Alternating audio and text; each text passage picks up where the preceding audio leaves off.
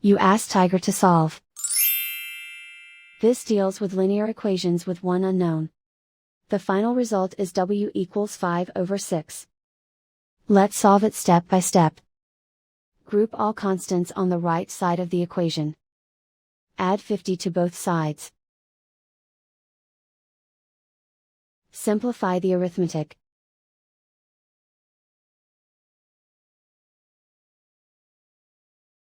Isolate the w.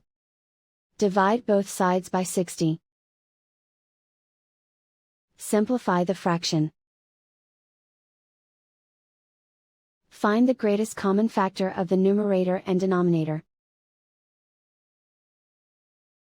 Factor out and cancel the greatest common factor. And so the final result is w equals 5/6.